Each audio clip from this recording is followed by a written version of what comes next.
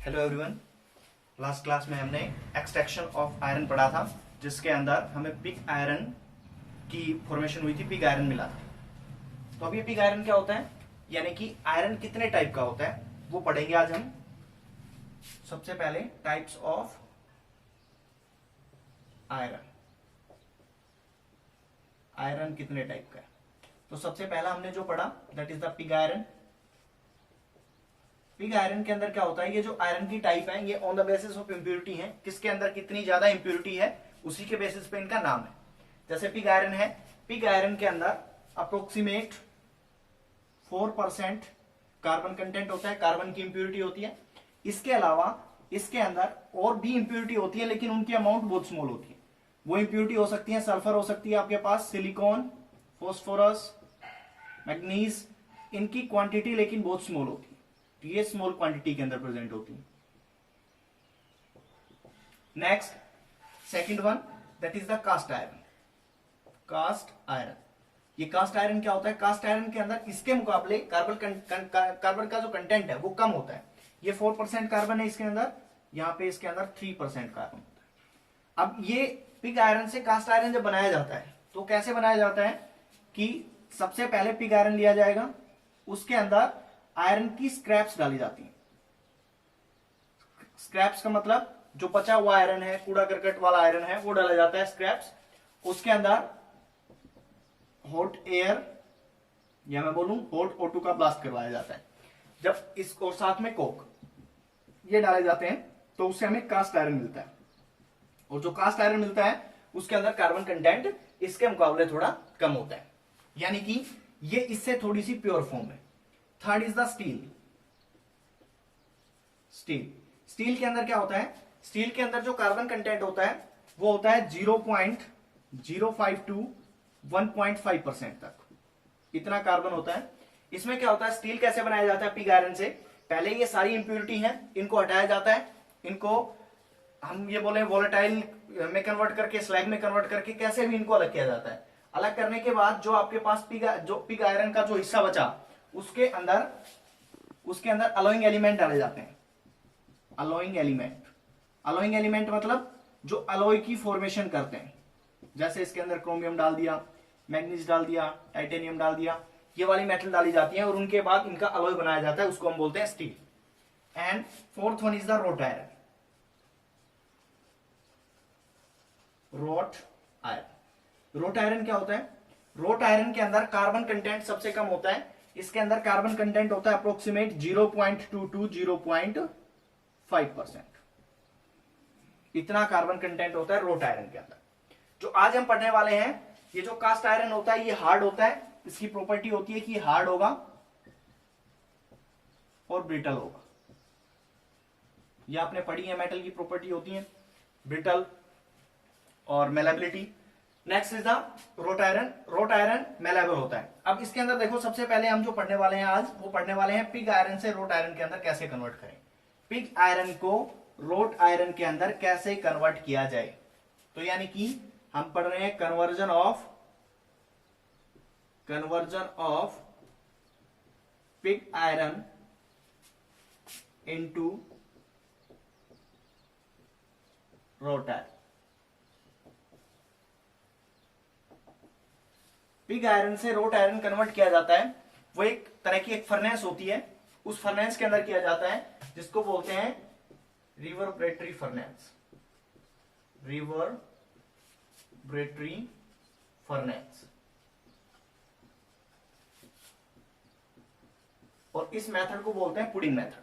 अब देखो, इसको समझते हैं, पुडिंग प्रोसेस बोलते हैं इसको। समझते हैं क्या होगा कि देखो, मेरा मतलब है कि ये 4% कार्बन कंटेंट है, इसको कम करना, इसको रिड्यूस करके 0.2 टू 0.5% तक ले आना, और जो इंप्योरिटी ये प्रेजेंट है इन इंप्योरिटी को रिमूव कर देना। अगर हम ये काम कर पाते हैं तो हम कहां से कहां चले जाएंगे, पिग आयरन से रोट आयरन तक आ जाएंगे। अब देखो, सबसे पहले एक फर्नेस होती है रिवर्बरेटरी फर्नेस, ये हम देख लेते हैं। इसकी स्ट्रक्चर कुछ इस तरह की होगी, इस तरह से होगी इसकी स्ट्रक्चर।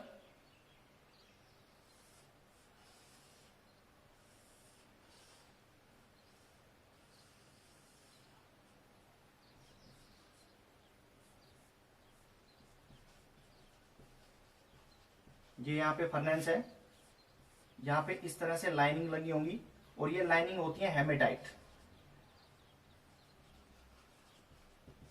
हेमेटाइट और की लाइनिंग होती है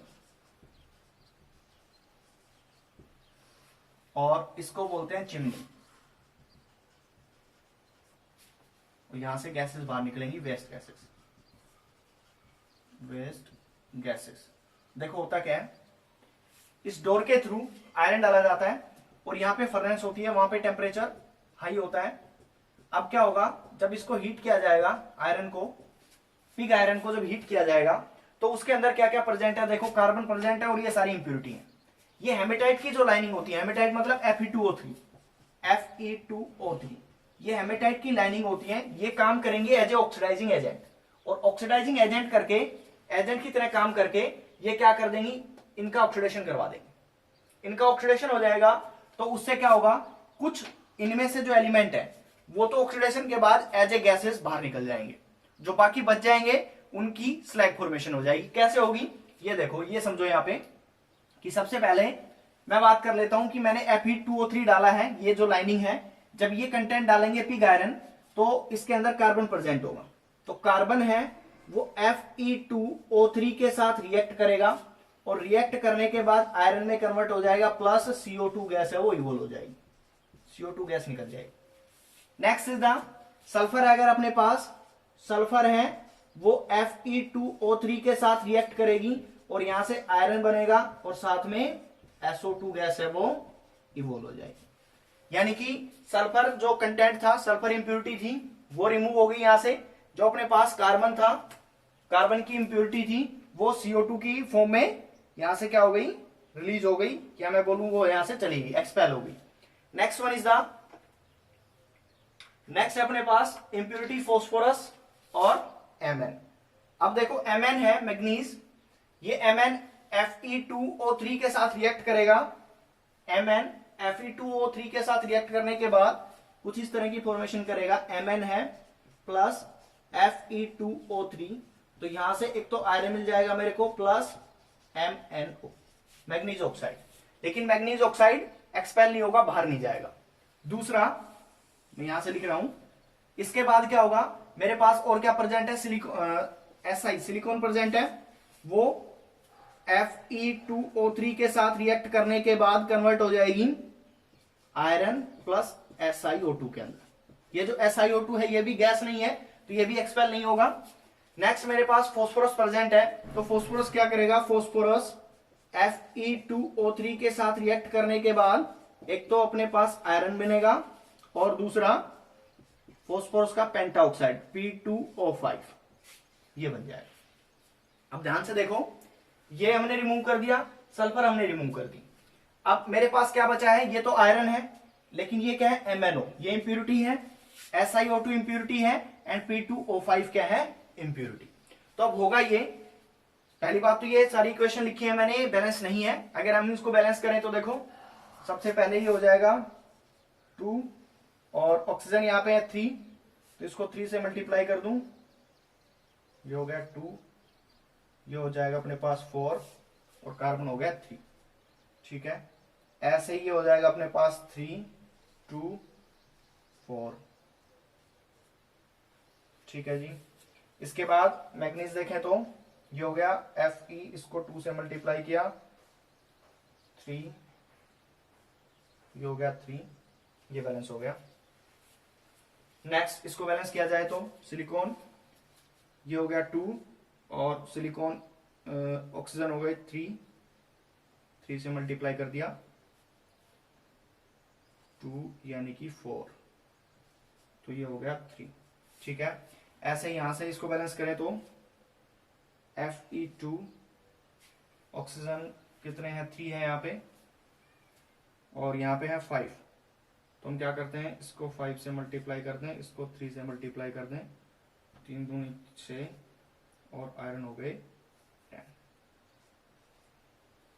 ये अपने पास रिएक्शन हो गई। अब इसके अंदर देखो, ये MnO मेटल का ऑक्साइड है, कैसा होगा, बेसिक नेचर का होगा। अगर SiO2 की बात करें तो SiO2 का नेचर कैसा होगा, ये एक नॉन मेटल है, नॉन मेटल का ऑक्साइड एसिडिक नेचर का होगा।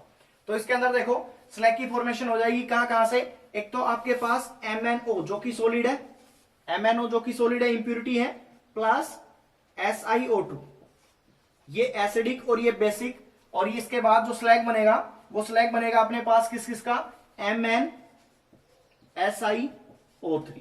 तो ये फॉर्मेशन होगी स्लैग की, पहली बात। दूसरा अपने पास क्या है, P2O5 यानी कि आपके पास क्या बच गया, फास्फोरस का पेंटाऑक्साइड बच गया, ये भी स्लैग बनाएगा, ये स्लैग बनाएगा Fe2O3 के साथ। Fe2O3 इसका नेचर कैसा है, एक अपने पास मेटल है, मेटल का ऑक्साइड, मेटल का ऑक्साइड कैसा होता है, बेसिक नेचर का, और अगर मैं इसकी बात करूं तो ये P4O10 की फॉर्म में इसके साथ क्या बनाएगा, फ्लक्स बनाएगा, और वो स्लैग बनाएगा सॉरी, और यहां से अपने पास मिल जाएगा FePO4। ठीक है, तो ये अपने पास क्या हो गया, फ्लक्स की, ये एक तरह से फ्लक्स का काम करेगा, और यहां पे अपने पास क्या बन जाएगा, स्लैग। यानी कि बेसिकली क्या हुआ, अपने पास क्या क्या प्रेजेंट है, अगर इसको बैलेंस करें तो ये हो गया अपने पास 2, फॉस्फोरस हो गए 4, इसको 4 से मल्टीप्लाई किया, 4 चौके 16, 2, ये बन गया। अब इसके अंदर देखो ये स्लैग है और आयरन है। अब एक्चुअल में अपने पास कहानी ये है कि ये ऑक्सीडेशन होने के बाद Fe2O3 as a oxidising agent काम कर रहा है। अब इसके ऑक्सीडेशन के बाद अपने पास क्या होगा, यहां से देखो CO2 निकल गई, SO2 निकल गई, और ये जो बाकी सब्सटेंस थी एज ए स्लैग फॉर्मेशन होगी। अब स्लैग फॉर्मेशन होने की वजह से मेरे पास क्या क्या है, आयरन है मोल्टन स्टेट के अंदर और स्लैग है, यानी कि एट प्रेजेंट हमारे पास आयरन है प्लस स्लैग है। आयरन और स्लैग हैं, इनके अंदर क्या होगा, इनको हम अलग कर सकते हैं, इनको अलग करेंगे बाई रोलिंग, और इनको अलग करने के बाद जो आयरन बचेगा, स्लैग रिमूव करने के बाद जो आयरन बचेगा उस आयरन के अंदर इंप्यूरिटी बहुत कम होगी, यानी कि कार्बन कंटेंट बहुत कम होगा, और वो फॉर्मेशन होगी किसकी, रोट आयरन की। तो पिग आयरन से हमने रोट आयरन के अंदर कन्वर्ट कर लिया। ये सबसे ज्यादा इंप्योर फॉर्म है आयरन की, पिग आयरन इंप्योर फॉर्म है आयरन की, और सबसे ज्यादा जो प्यूरेस्ट फॉर्म है that is the road iron. तो ये आपके पास प्यूरेस्ट फॉर्म है और ये इंप्योर फॉर्म है। सबसे ज्यादा इंप्योर पिग आयरन, सबसे ज्यादा pure road iron.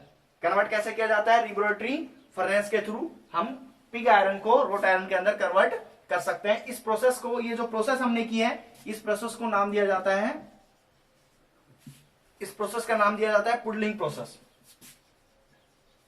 Puddling process, ठीक है। तो ये हमारे पास रोट आयरन हो गया। अब इस आयरन का यूजेस बहुत सारे हैं, रोट आयरन का यूज बहुत सारी चीजों में किया जाता है, तो वो आप पढ़ लेंगे। अब इसके अंदर जो ये स्लैग है, ये स्लैग है, इस स्लैग की जो क्वांटिटी होती है इसके अंदर, वो इसको जो रोट आयरन है इसके रस्टिंग ना होने में हेल्प करती है। तो ये अपने पास आयरन के टाइप थी, इसके अंदर यही पूछा जा सकता है। और अगर पिग आयरन से कास्ट आयरन के अंदर कन्वर्ट करना हो तो पिग आयरन लेंगे, आयरन की स्क्रैप्स लेंगे, कार्बन लेंगे, हॉट ऑक्सीजन के साथ कास्ट आयरन बन जाएगा। अगर मेरे को स्टील बनाना हो तो स्टील बनाने के लिए सेम इसी तरह की प्रोसेस की जाएगी पिग आयरन के साथ, और ये सारी इंप्यूरिटी रिमूव करने के बाद उसको अलॉय बना दिया जाएगा दूसरी मेटल के साथ, तो वो अपने पास क्या हो जाएगा, स्टील। तो ये था आयरन। नेक्स्ट क्लास में हम पढ़ेंगे एक्सट्रैक्शन ऑफ कॉपर।